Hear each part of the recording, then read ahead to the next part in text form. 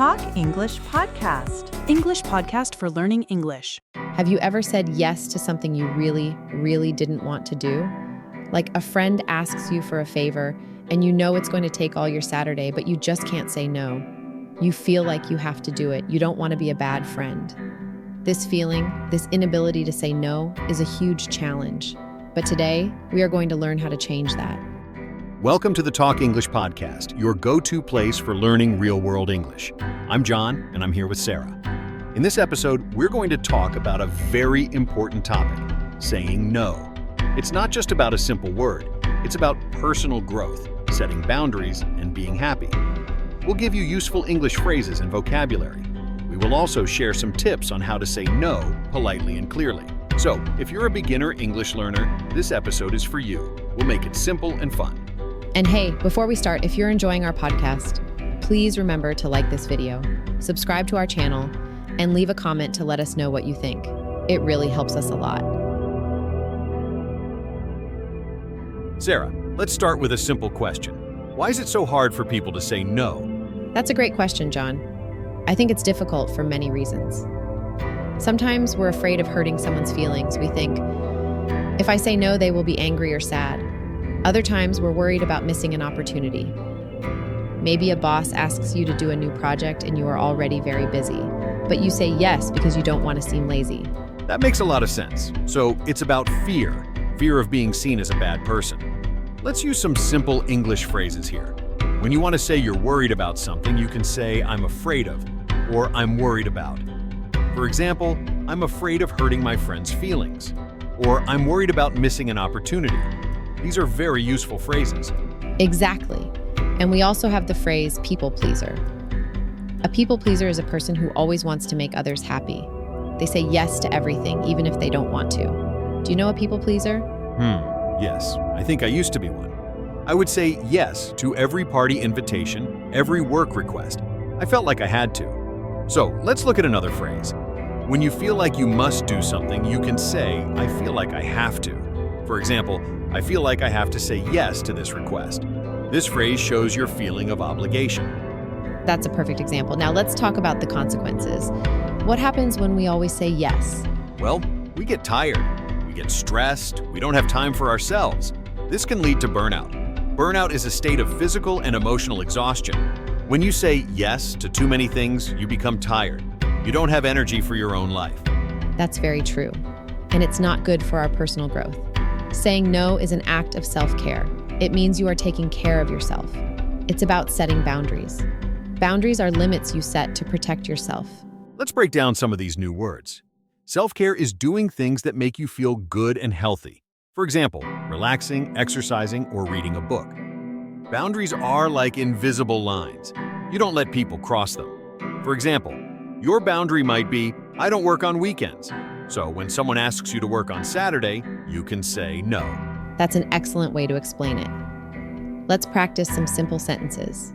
You can say, I need to practice self-care, or I'm setting a new boundary. These are easy to use. Let's look at a real-life example. Imagine your friend asks you to help them move furniture. You are very busy.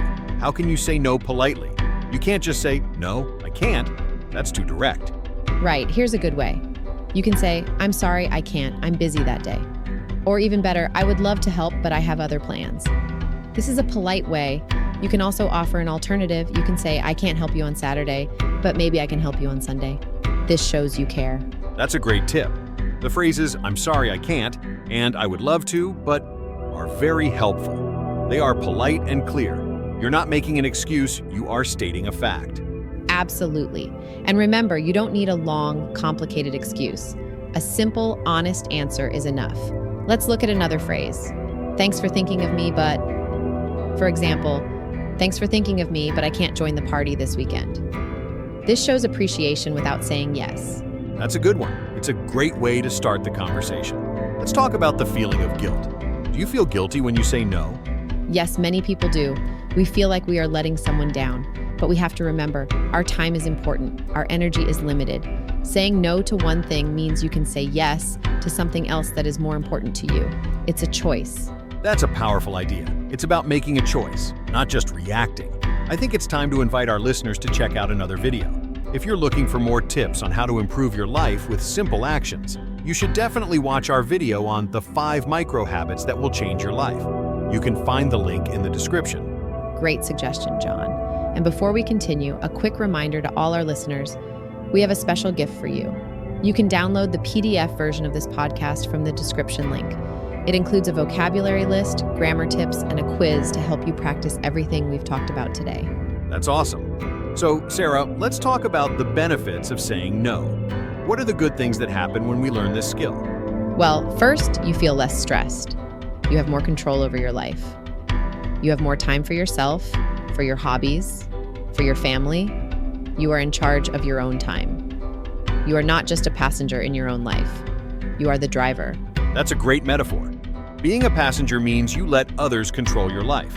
Being a driver means you are in control. Let's use this in a sentence. You can say, I want to be the driver of my life, not the passenger. I love that. And also, when you say no, you respect your own needs. This builds self-respect. And when you respect yourself, others respect you too. It's a win-win situation. Let's define self-respect. It's the feeling that you are a good and valuable person. You treat yourself with kindness and respect. And the phrase win-win situation means a situation where everyone benefits. Both sides are happy. Exactly. So by saying no and taking care of yourself, you are not being selfish. You're being responsible. You are showing respect for your own time and energy. That's an important point. It's not selfish, it's necessary. Let's practice some more phrases. What if a friend invites you to a party and you're just too tired to go? You can say, thank you for the invitation, but I won't be able to make it. This is very common and polite. Make it here means to attend or to go to. That's a perfect example. And what if a colleague at work asks you to help with a project, but you have a deadline? You can say, I appreciate you asking me, but I have a deadline to meet right now. The phrase, I have a deadline to meet, is very useful in a professional context. That's a great one for a work environment. It's clear and professional. It also shows that you have a good reason. Another simple phrase is, I wish I could, but... For example, I wish I could help you, but I have a doctor's appointment. This shows your good intention. Yes, it's very polite. So, the key takeaway is to be honest, polite, and firm. Don't feel bad. Saying no is an important skill. It helps you have a happier life. I couldn't agree more. And remember, we want to hear from you. Please leave a comment below and tell us about a time you had to say no. How did it feel? So in this episode, we learned that saying no is a powerful tool for personal growth. It helps us avoid stress, have more time, and build self-respect. We also learned some simple but effective English phrases to say no politely and clearly. That's right. Phrases like, I'm sorry I can't, I would love to, but, and thank you for the invitation, but I won't be able to make it, are very useful. We hope you will practice them. Remember, it's a skill, and like any skill, it gets easier with practice. Absolutely. And for those of you who want to dive deeper into this topic and improve your emotional well-being, we highly recommend our video, Master Your Emotions and Find Your Peace. The link is in the description below. And as a final reminder, don't forget to like this video, subscribe to our channel for more great content, and share this episode with your friends who might be struggling with saying no. Don't forget, you can also get the free PDF version of this podcast from the description. It has all the vocabulary and grammar notes we discussed, plus a fun quiz to test your new skills. Thanks for listening, everyone. See you in the next episode of the Talk English Podcast. Bye, everyone.